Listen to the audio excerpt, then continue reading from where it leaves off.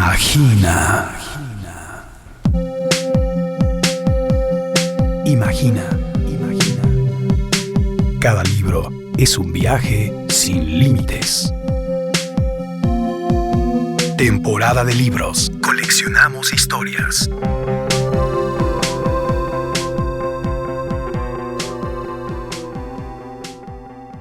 México, los mexicanos no habían descubierto su territorio. Esos libros de viaje que revelaban al mundo lo que era México, desde Humboldt hasta la Marquesa Calderón de la Barca, era una mirada extranjera. Entonces también Altamirano llama a sus compatriotas, a los otros escritores mexicanos, que descubran, que viajen, que hablan, ¿no?, de los pueblos, de los ríos, de las lagunas, de las sierras de México.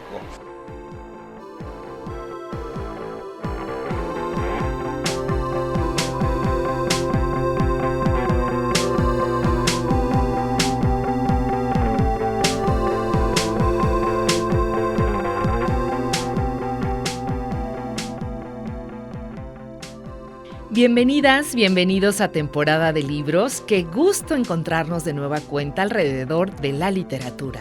Yo soy Verónica López García y te invito a la conversación que tendré con el escritor y traductor mexicano Ernesto Lumbreras sobre Vals para Lobos y Pastor, novela publicada por Editorial Era en 2024 y que en 2025 ha sido galardonada con el Premio Nacional de Novela Histórica Ignacio Solares. Vals para Lobos y Pastor cuenta la historia del asesinato del pastor protestante John Luther Stephens, ocurrido en Agualulco de Mercado, Jalisco, en el año de 1878, debido a la intolerancia religiosa de aquella época. Lumbreras recurre a este hecho real para integrar a la historia de Jalisco un acontecimiento vergonzoso y terrible que muy pocos recuerdan y que pareciera haberse diluido en el olvido, quizá intencionado, de los jaliscienses y mexicanos. Con un estilo que toca los relatos de aventuras y la prosa tan efectiva como poética que caracteriza a Ernesto Lumbreras, el autor sigue la vida de John Luther Stephens, desde sus primeros años en Estados Unidos hasta su llegada a México, Jalisco y Agualulco. Si bien el disparador de esta obra, así como su columna vertebral, descansan en el crimen del pastor de origen británico, Lumbreras enriquece la historia a través de una trama poética, introspectiva y por momentos hasta fantástica, en la que explora la complejidad de las relaciones humanas que nos recuerdan los conflictos entre lo civilizado y lo primitivo, entre la moralidad, la fe y el instinto que caracterizaron la guerra cristera en México, demostrando su habilidad para tejer lo lírico con lo narrativo en medio de una lograda creación de ambientes. Vals para Lobos y Pastor desarrolla asuntos como la naturaleza humana, el poder, el sacrificio y la redención.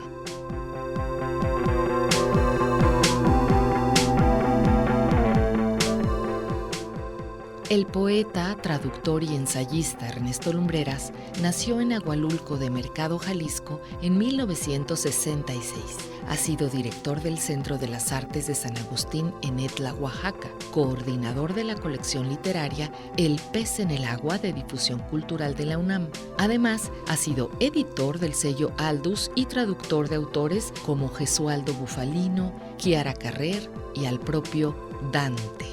Lumbreras ha sido colaborador de Casa del Tiempo, Biblioteca de México, Brecha de Uruguay, Diario de Poesía, El Ángel, el Semanario Cultural de Novedades, La Fábrica, La Jornada Semanal, el Periódico de Poesía, Sábado, Siempre, The Plum Review, Trópico de Cáncer y Viceversa, entre muchas otras. Ernesto fue becario del FONCA en varias ocasiones, así como del Ministerio de Asuntos Sociales de España y del Programa de Intercambio de Residencias Artísticas México-Canadá, así como miembro del Sistema Nacional de Creadores. Entre los reconocimientos que Lumbreras ha recibido se encuentran el Premio de Poesía Jesús Amaya Topete en 1988, el Premio Nacional de Poesía Ciudad de la Paz en 1991, el Premio Nacional de Poesía Aguascalientes en 1992, por Espuela para demorar el viaje, el premio del concurso de poesía México,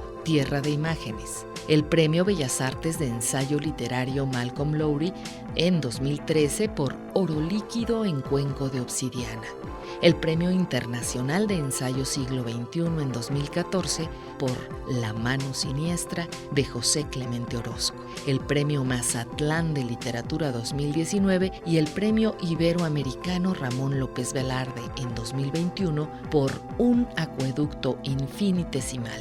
En 2022, Lumbreras publica su colección de relatos Ábaco de granizo. En 2024 aparece su novela Vals para lobos y pastor, obra sobre la que charlaremos con él en esta ocasión.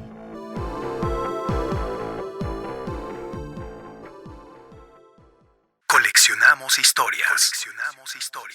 Bienvenido, Ernesto, qué gusto que estés de nueva cuenta aquí.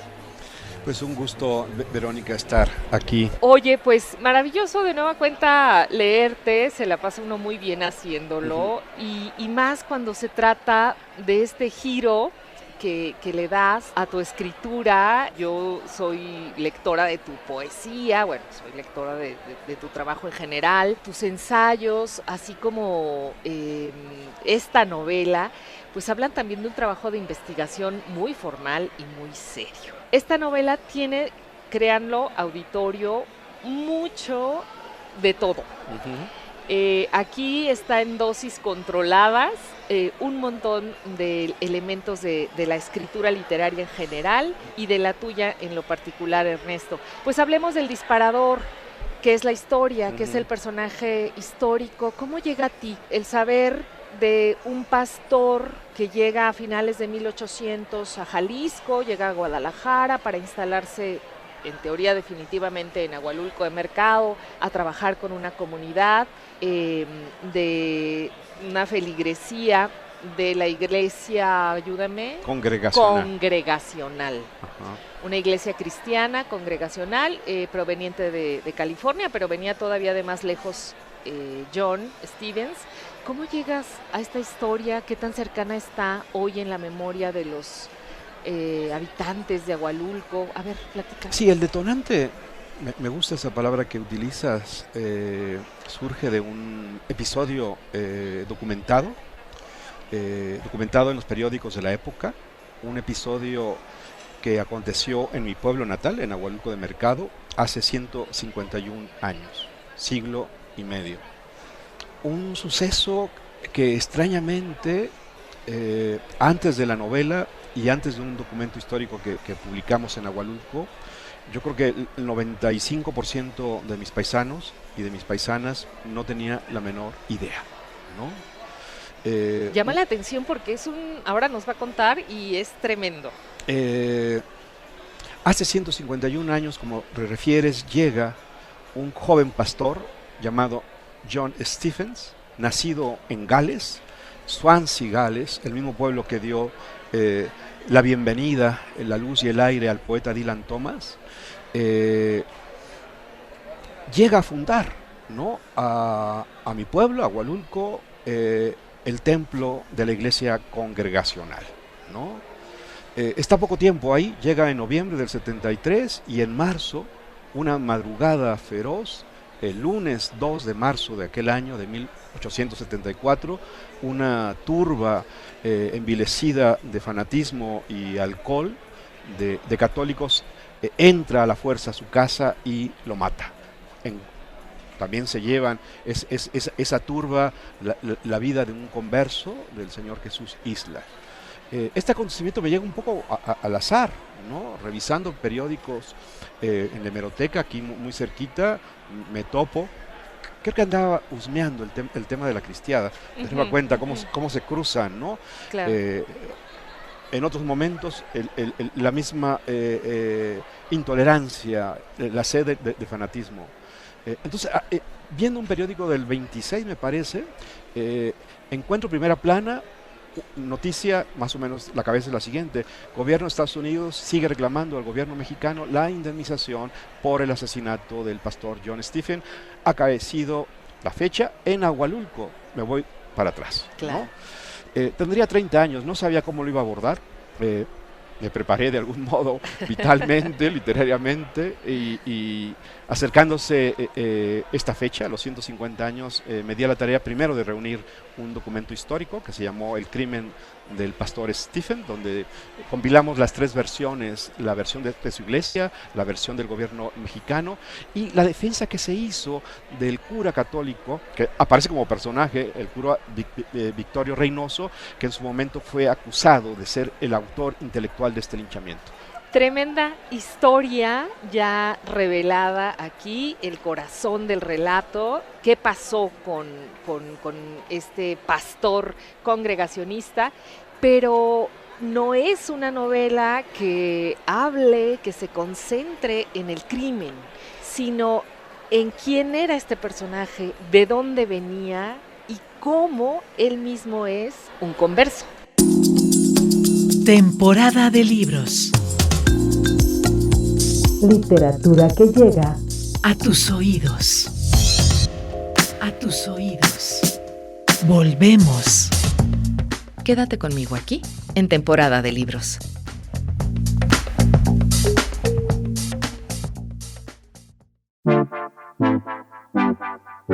Temporada de libros. Sorbos de literatura para acompañar el caos. Continuamos.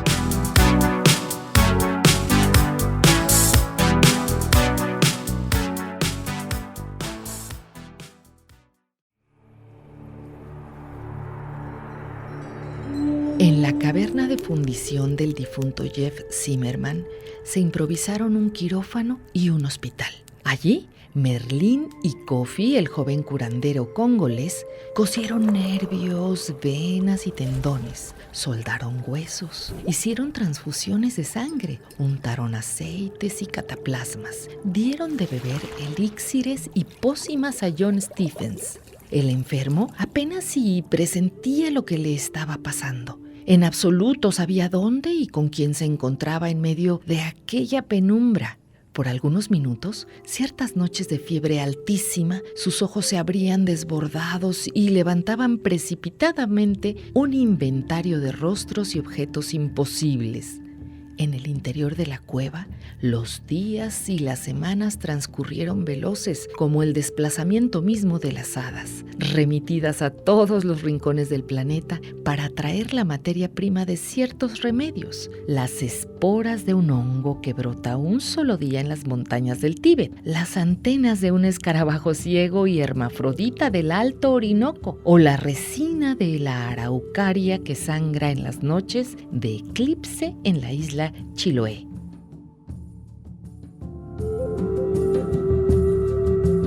Transcurrió poco más de un mes en el calendario de los mortales cuando Merlín y Kofi se convencieron de que su paciente había logrado renacer a la muerte. La convalecencia duraría un poco más y él estaría al cuidado de 4 hadas, quienes lo asistirían en todo momento. Con tal certeza y resolución, el hechicero bretón y el médico africano acordaron dejar la caverna y retornar a sus mundos de luz no usada y de fuentes legendarias. Llegado el momento cuando John Stephens se pudiera valer por sí mismo, las hadas también dejarían la cueva con la mayor discreción posible, borrando cualquier huella que revelara la historia de los últimos meses en esas montañas de la Alta California, sitiadas por el invierno, la maldad y la compasión. Vals para lobos y pastor. Fragmento.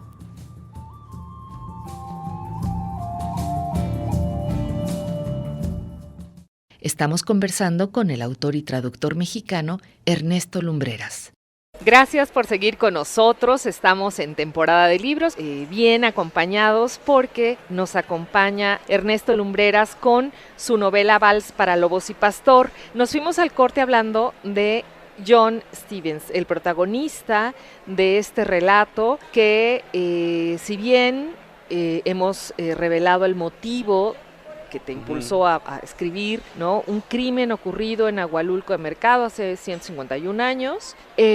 No habla de ese crimen, es decir, sí ocurre, ni es un spoiler que nosotros digamos esto, porque bueno, lo poco que se sabe de él es eso. Lo que hace Ernesto es imaginar con los datos que sí obtuvo con investigación histórica la vida de este hombre que venía no de California, en realidad venía de un viaje mucho más extenso.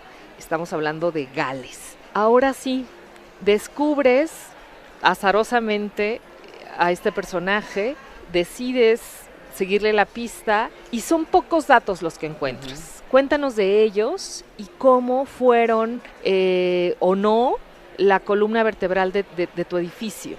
Claro. En otra época se criticaba mucho a un escritor mexicano famoso en su época, don Artemio del Valle Arizpe. Los historiadores decían que no era historiador, los escritores decían que no era escritor, que mezclaba las cosas de una manera impúdica. A mí me fascina la obra, la prosa de Valle Arizpe. O sea, la impudicia, Ernesto. Yo quise curarme, Verónica, en salud, y a mi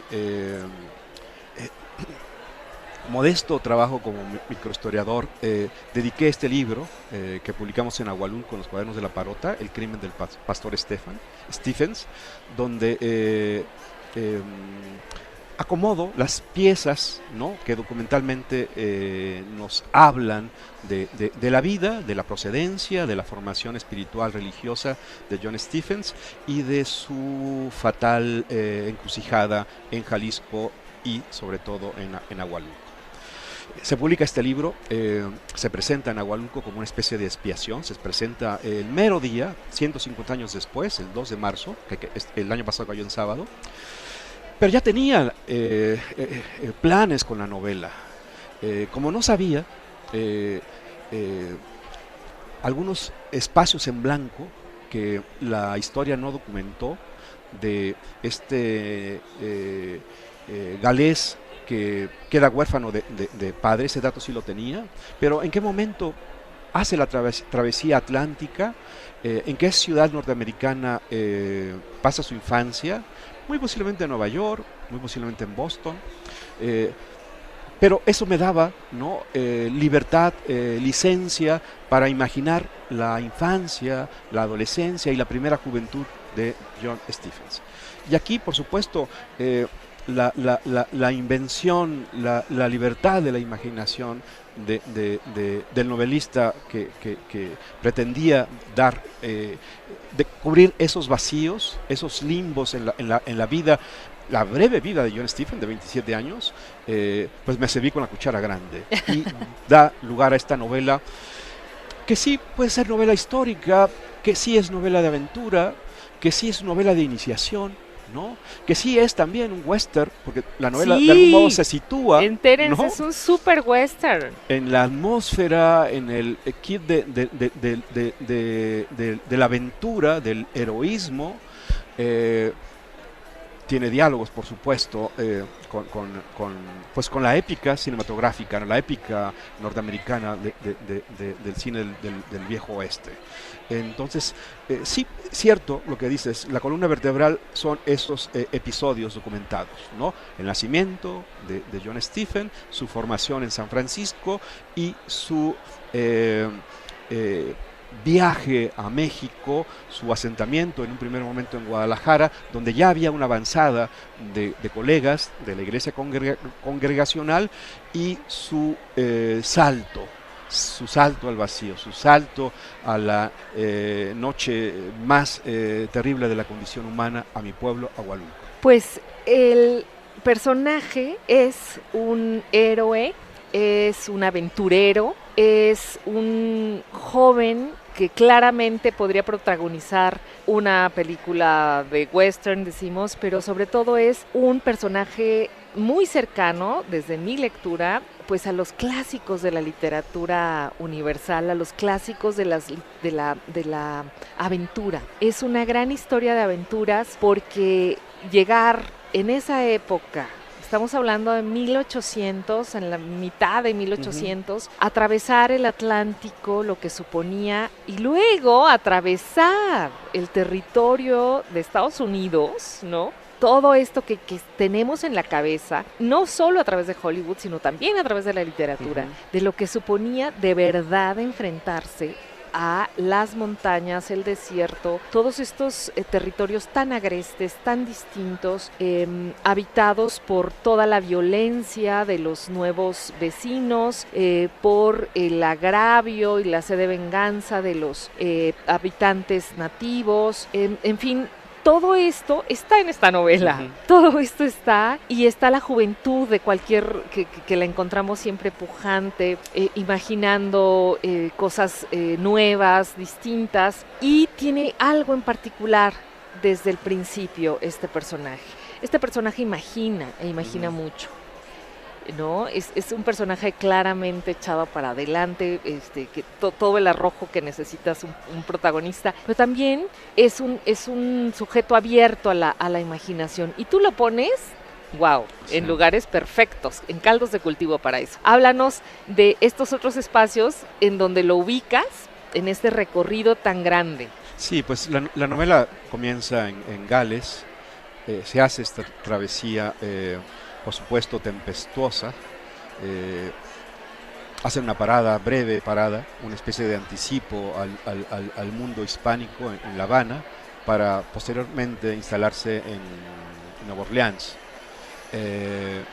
una ciudad también de muchos colores en términos raciales, credos políticos.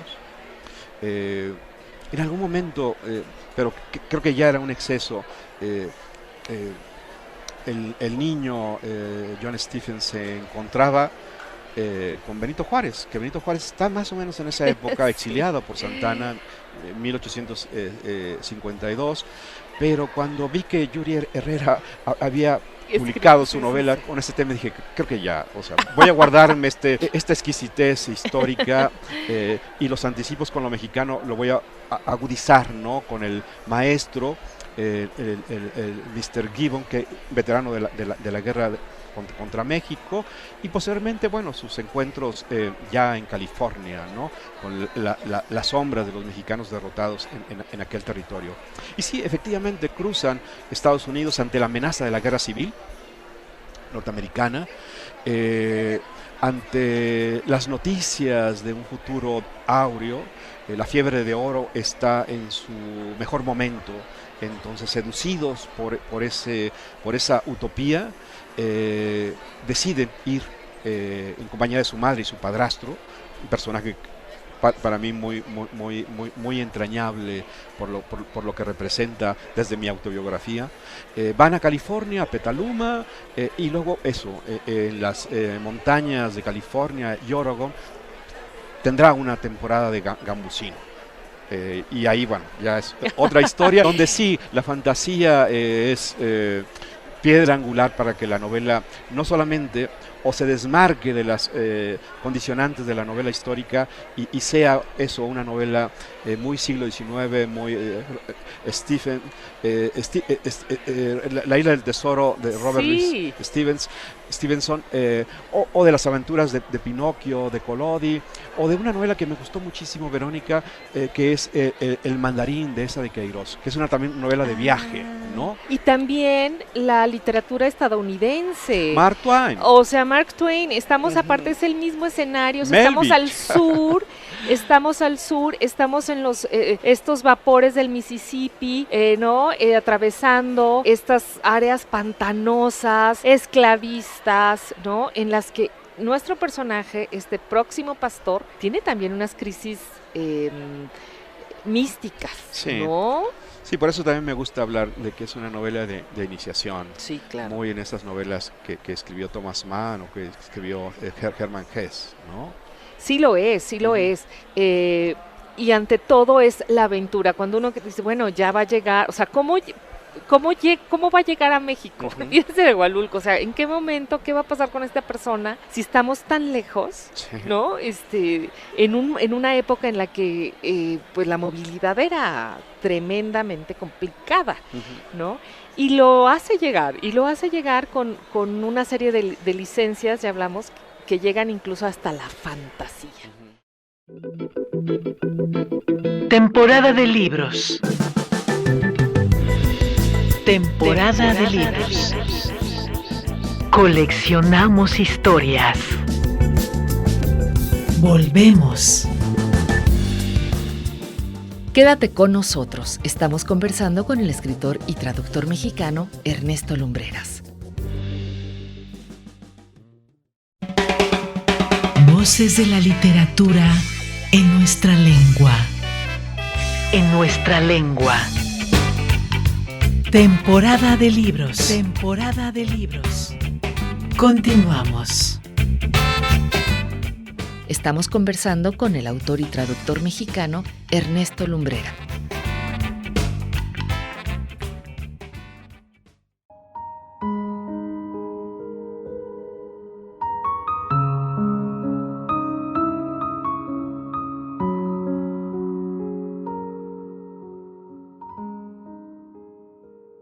Amada y muy recordada Rebeca, hoy cumplo mi primer mes en esta comunidad ya tan querida por mí. Pobreza, injusticia, enfermedad e ignorancia por todas partes.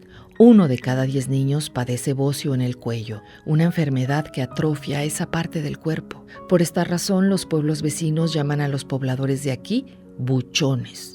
La causa de tal pandemia es producida por el agua de ciertos pozos, cuyo contenido de sales de nitrato es muy alto y muy bajo en yodo. La solución, conocida por todos, es muy sencilla, pero a las autoridades parece como si les hablara la Virgen. Ayer tuve una reunión con el cura Reynoso para tratar este asunto y, con mucha labia y conteniéndose de confrontarme, me prometió que hablaría con sus parroquianos sobre este problema en su próximo sermón. Me llena de dicha ser el pastor de un rebaño tan abatido por tantas desgracias. Si no estuviera tan consciente de las manadas de lobos que rondan y atacan a mi grey, dejaría de atormentarme la ilusión de encontrarte aquí conmigo. Los dos juntos bajo estos carrizos y estas tejas, cumpliendo la encomienda del buen Dios. Tu paciencia es mi fortaleza y mi inspiración. Aunque todos los días siembro y cosecho, también recibo afrentas y mensajes que me alertan. No obstante el clima de hostilidad y amenaza, duermo profundo con el cuerpo y el ánima fatigados de felicidad. Mi vida y mi muerte no están en mis manos. Con esa certeza, abro y cierro la puerta de mi morada. Algunas noches, cuando todavía conservo unos gramos de vitalidad, Merlín y yo conversamos de ti. Un tema que nos da para ir y volver de aquí a Swansea, detrás de la noche de un tornado, mientras reímos y lloramos de casi todo, en particular de un jardín de cactus y helechos que cuido para ti al fondo de la casa, cultivado bajo una campana de cristal y regado un día sí y otro día no por mi locura y mi fe en tu amor. Hoy, curiosamente, es una de esas noches. Concluyo esta carta porque el hechicero me pica las costillas con su bonete estelar, exigiéndome la charla sobre nuestro tema preferido, Rebecca Sutherland, la prometida del pastor que baila un vals con lobos bajo una luna roja. Vals para lobos y pastor, fragmento.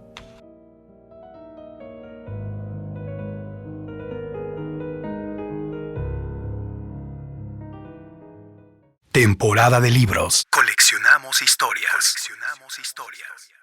Continuamos la charla con nuestro invitado, el poeta, el escritor, el traductor e investigador, historiador, Ernesto Lumbreras, el buen amigo, con Vals para lobos y pastor. Una novela de aventuras, una novela que no importa, amiga, pónganle la etiqueta que le quieren poner, que es histórica, una novela nada más, no una historia de iniciación, como charlábamos, o de aventuras. Pues al final luego la taxonomía me estorba más de lo que sirve. Estábamos hablando de John Stevens, un personaje histórico que termina sus días, la brevedad de su vida, en Agualulco de Mercado, en un atentado atroz, criminal, claramente, y que tú lo recuperas y le surces, le coses las heridas con una historia estupenda, una historia maravillosa, una historia de vida pues más intensa no podía ser. Hablemos de la fantasía, hablemos de esto que luego, siempre queremos explicar, pero ¿qué es? ¿Pero de qué va? ¿Pero por qué? No sé si con Valle Arizpe o ahora los lectores o algunos grupos de eruditos son tan celosos respecto a lo que se puede y no se puede, a cómo se debe o no se debe respetar el canon y para qué sirve. Qué maravilla que haya quienes no se lo preguntan y simplemente cuentan y escriben. Háblanos de los ingredientes que decidiste incluir entre los que está la fantasía, abiertamente. Sí, la fantasía a veces en diálogo con la historia, pero muchas veces como un desmarcaje, ¿no? Como entrar a esa otra dimensión donde la vida, incluso la muerte, suceden de maneras muy particulares. Ya la condición de este personaje, que por lo que te he dicho, Verónica, fue, espero que ya no sea ese tabú centenario, el linchamiento de John Stephen, fue nuestro fantasma. Un fantasma que mientras el pueblo dormía, John Stephen deambulaba por las calles, por los potreros de Agualulco de Mercado. Entonces ya esa condición fantasmal creo que me invitaba a que la trama, la recreación de su vida, de sus 27 breves pero muy intensos años, dieran cabida, ¿no?, a este elemento de invención. El fantasma de Agualulco. Quizás ese ingrediente muy rulfiano, es decir, fantasma, hablar de Jalisco, por supuesto, papá Rulfo, el legado de Rulfo hace su aparición, pero también tomando en cuenta la acta de bautizo de John Stephen, nacido en Gales, también me permitía sacar, ¿no?, el imaginario de las leyendas artúricas, el imaginario de las hadas, y dotar esa fantasía de estas mitologías, ¿no? Enrevesadas, entremezcladas, en ese puchero, en ese caldero que también mencionabas, me gusta, con el judeocristianismo, ¿no? De cómo la figura de Cristo y Merlín, no estamos spoileando, van a tener de algún modo un eje, ¿no? Una circularidad en la novela, un intercambio, una suplantación, uno y otro, con sus respectivas valencias. Entonces sí, es una novela que parte de estas columnas históricas, pero también estas columnas históricas le permiten el impulso para desmarcarse y entrar en territorio indómito o incógnito, que es el de la fantasía. Y sorprende mucho cuando uno está del otro lado como lectora, como lector, llegar a ese punto y de pronto hacen su aparición este universo artúrico que mencionas, y es de verdad mágico en el mejor de los sentidos. Pero luego hay otra parte que me interesa hablar muchísimo, que es también el México bárbaro, ¿no? Del que también se ha escrito mucho, a lo mejor no tanto, pero o no como que quisiéramos, ¿no? Justo está como el área documental, celosamente histórica, y luego a lo mejor los otros caminos nos ayudan más a entender quiénes somos, de dónde venimos y qué estamos viviendo desde hace tantos años. Ese México bárbaro está también. Sí. Aquí hay una prosa, un pasaje que subrayé, que me hizo detener y que me encantaría leer, si me Ujú, permites. sí. Hay un momento en la historia. Leo. México es un niño que ríe en la oscuridad. México es una tumba desenterrada con frutos rojos y amarillos recién cortados. México es un pajarito que picotea y picotea su imagen en un espejo roto. México es un colgado que canta al borde del abismo. México es una botella, bebida por todos de temblorosa ponzoña. México es un rezar y rezar de mujeres con tizones en la boca. México es un perro rabioso olfateando un tiesto de geranios. México es un zumbido, un insulto, un salivazo. México es un trueno, un repique, un crimen. México es. Por supuesto, esa es la mirada de un extranjero, la mirada de John Stephens, la mirada de un hombre con una proyección espiritual, con una formación evangélica. A eso viene a México, a Jalisco. Históricamente, esa mirada extranjera de algún modo también nos complementa nuestra introspección de lo que somos como mexicanos. ¿Cómo quise que el personaje Stephen mirara a México? Yo escribí un libro sobre Malcolm Lowry, lo mencionabas en mi presentación.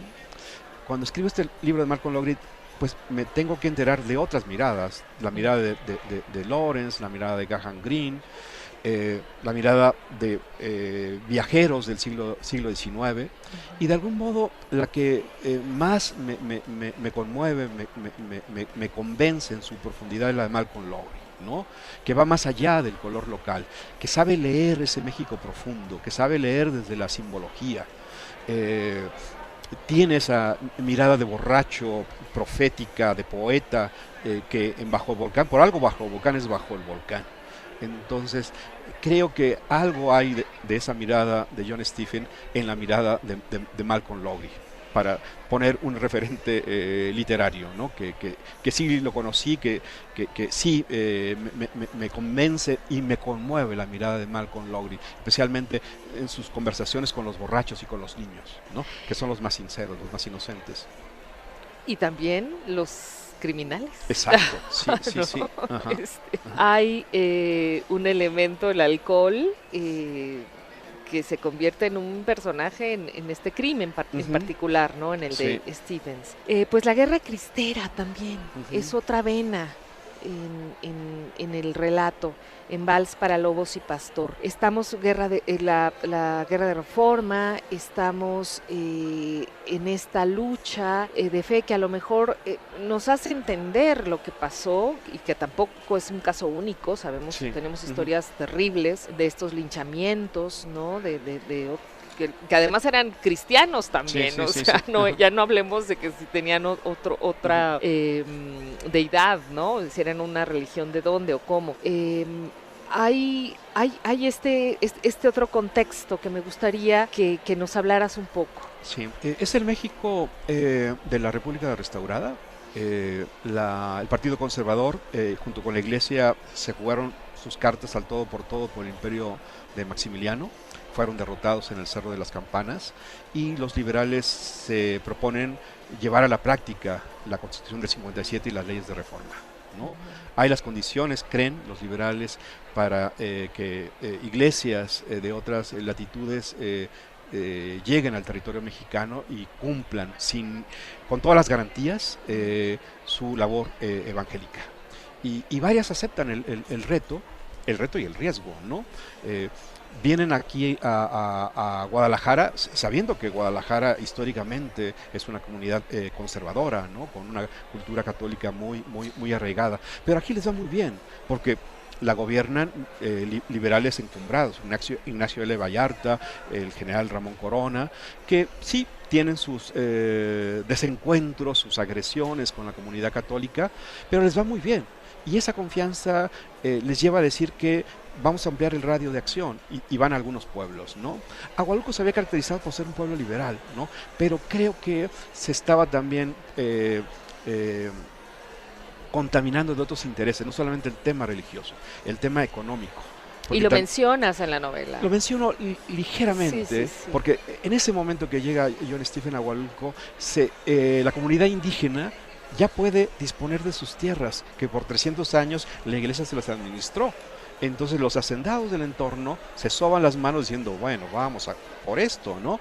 Entonces crean un río revuelto de intereses, y mi tesis de modesto historiador es que John Stephen fue chivo expiatorio, ¿no? Claro, porque evidentemente genera una dinámica alterada a la que pues estaba establecida respecto a el cultivo, ¿no? a la forma en la que la tierra producía. Y eso, como lo leemos, no solo en tu novela, sino en la historia, pues tenía y trajo consecuencias. Pues como ven, son muchos los caminos para seguir y conversar sobre Vals para Lobos y Pastor, novela de Ernesto Lumbreras, la más reciente. Así que vamos a un corte y quédese con nosotros porque continuamos.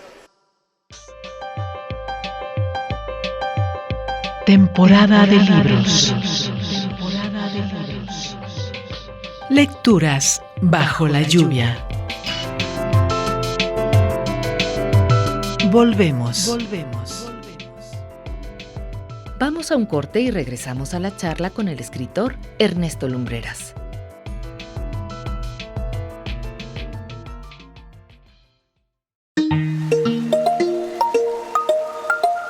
Temporada de libros. Lecturas con música de olas. Continuamos.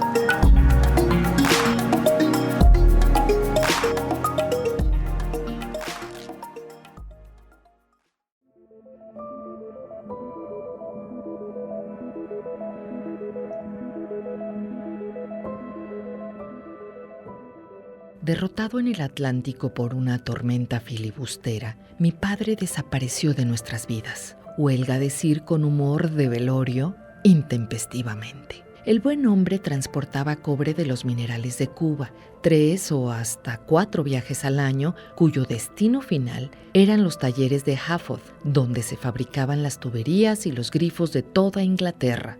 Para colmo de males, el navío a vapor de 3 mástiles, ataúd del capitán y su tripulación, constituía nuestro único patrimonio. La cólera del mar no soportó aquel día siniestro las canciones cursis o pícaras de los marineros. El mar, cadalso inmisericorde o puente movedizo de nuestro futuro inmediato.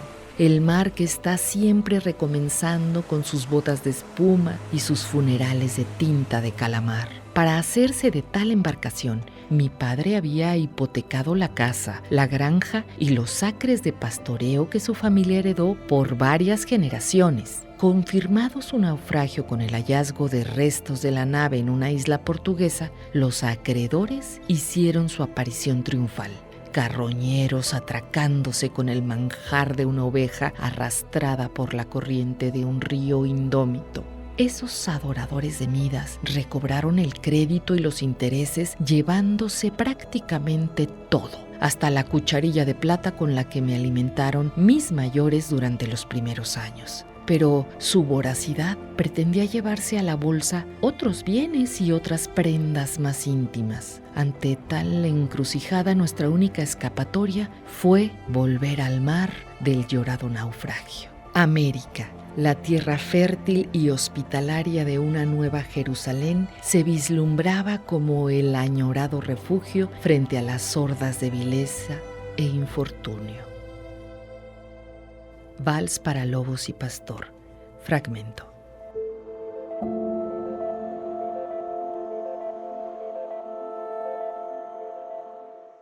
Estamos conversando con el autor y traductor mexicano Ernesto Lumbreras. Gracias por seguir con nosotros. Como lectora, Sí. Me encantan estas unidades breves que te dan una sensación de ir caminando a buen paso. Cuéntanos un poco Sí. de esta estrategia narrativa. Fíjate, Verónica, que también haciendo sintonía con el siglo XIX, en estas novelas por entregas, en esa novela que Claro. se presentaba un capítulo una vez a la semana, y ese capítulo pues tenía una historia, una trama y una conclusión que siempre se dejaba, ¿no?, en suspenso. Entonces, imitando esa estructura periodística de novela por entregas, algunos capítulos, como bien dices, la mayoría son breves, quieren tener este toque de novela semanal, de novela por entregas. Y Sí. pasan dos cosas, bueno, además de que como lectora se agradece, o sea, también es una provocación, porque al Ujú. tratarse de unidades que en otrora fueran así semanales, ¿no? Ujú. Con periodicidad específica, pues aquí lo que hace es una provocación, no puedo, o sea, si me quedé en el 52, o sea, Ajá. tengo que irme al que sigue porque ¿qué pasó? Claro, ¿No? ajá.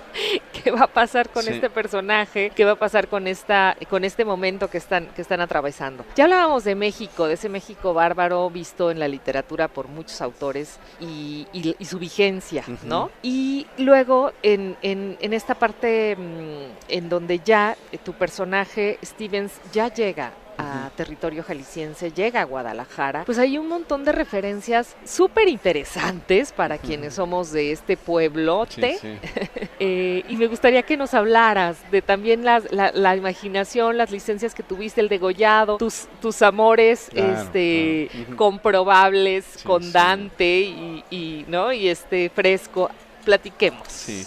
Mira, también se ha comentado, la novela se presentó en la pasada feria del libro, entonces ya ha circulado, ya ha tenido lectores, ya ha tenido reseñas, y algunos han dicho que es una novela de poeta, a partir, pues, por supuesto, de mi biografía, de mi bibliografía, y acepto que es una novela de poeta porque hay muchos homenajes a la poesía y a los poetas, ¿no? Dylan Thomas. Dylan Thomas, Coleridge, el padre Alfredo R. Plasencia, Ay, claro. Longfellow, Lope de Vega.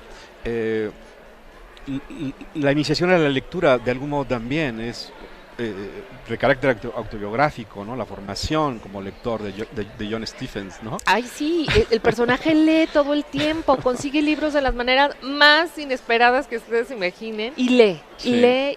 y juzga. Sí, sí. Lo de bueno, está en Guadalajara, llega en 71, 72, no recuerdo muy bien, llega a San Blas, que une ese puerto con mi pueblo por el Cura Mercado, y además era la entrada natural, histórica, ¿no? de su arribo a México. Pero claro, está en Guadalajara, tiene que ir al Teatro de Degollado, ¿no?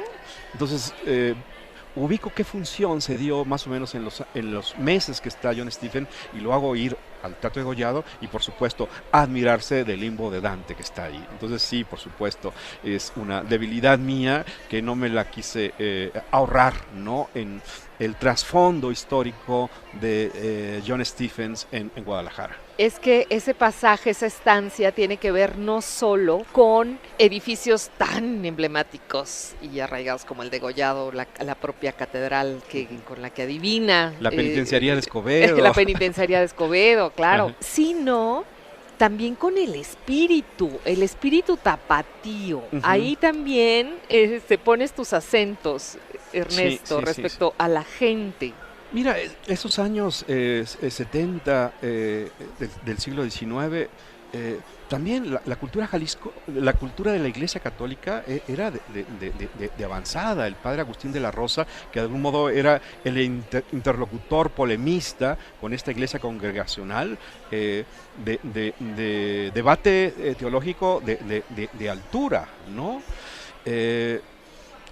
Pero creo que midieron mal el riesgo, ¿no? La iglesia congregacional, y muy particularmente ese riesgo contaminado por intereses económicos de terratenientes, ¿no? El siglo XIX, eso lo dice muy bien Ignacio Manuel Altamirano. México, los mexicanos no habían descubierto su territorio. Esos libros de viaje que revelaban al mundo lo que era México desde Humboldt hasta la Marquesa Calderón de la Barca, era una mirada extranjera. Entonces también Altamirano llama a sus compatriotas, a los otros escritores mexicanos que descubran, que viajen, que hablan, ¿no?, de los pueblos, de los ríos, de las lagunas, de las sierras de México. Entonces, esta novela también quiere dar una parte del paisaje, ¿no? Ese paisaje de los manglares, del Ceboruco, esa trayectoria en diligencia de San Blas a Guadalajara, de Guadalajara a Hualulco, ¿no? ¿Cuántas horas? ¿10, 12? No me acuerdo. A Hualulco creo que son 9, eran 9 horas en diligencia, ¿no? Pues todo eso y más está bien narrado por Ernesto Lumbreras en Vals para Lobos y Pastor. Quedamos que para cada escritora, autor, luego de un ejercicio tan concentrado que supone la escritura de una pieza como esta, algo te deja, ¿no? Estos hijos escritos, te dejan algún hallazgo, un aprendizaje, y cuéntanos alrededor de eso. Y también hoy por hoy has tenido retroalimentación, lo comentabas. Me gustaría que nos compartieras algo de los propios lectores de Hualulco, cómo han recibido esta novela. Pues mira, se ha leído, se está leyendo y seguramente se seguirá leyendo. Ya no es el secreto mejor guardado, se ha ventilado, se ha hecho un aprendizaje. Es un aprendizaje que viene del pasado, una lección de fuego, una lección de tiniebla, que por supuesto para estos tiempos presentes que no son nada tolerantes, que están envueltos en otros fanatismos, pues es eso, una lección desde la historia. Una especie de expiación, te decía, ¿no? El traer esta noticia, este personaje, su fatal episodio en nuestra comunidad, de algún modo cumple esa expectativa. Entonces, bueno, la novela está ahí encontrando a sus lectores.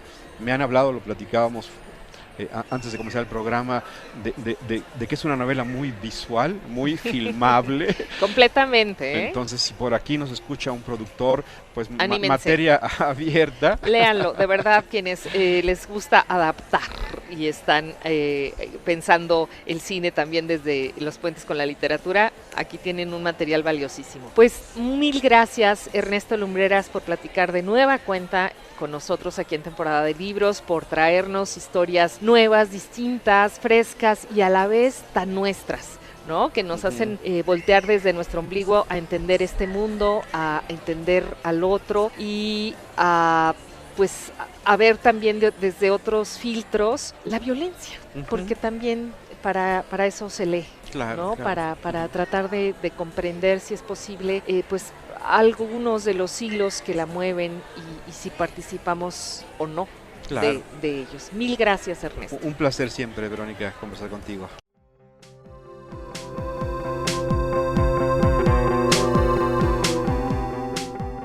Llegamos al final de nuestro encuentro sonoro. Deseo que hayas disfrutado de esta temporada de libros y de nuestro invitado, el escritor, poeta y traductor mexicano Ernesto Lumbreras, con quien platicamos sobre su novela Vals para Lobos y Pastor, ganadora del Premio Nacional de Novela Histórica Ignacio Solares 2025. Te invito a que cada viernes en punto de las 12 del mediodía nos acompañes en nuevos viajes. Puedes encontrar información sobre nuestro programa en la página de Facebook Temporada de Libros. Conéctate y síguenos la pista. También puedes descargar nuestro podcast en Spotify y en la página de radio UDG.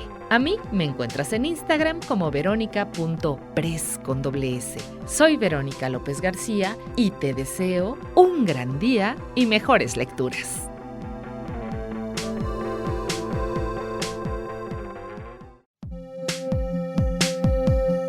Imagina. Cada libro es un viaje sin límites.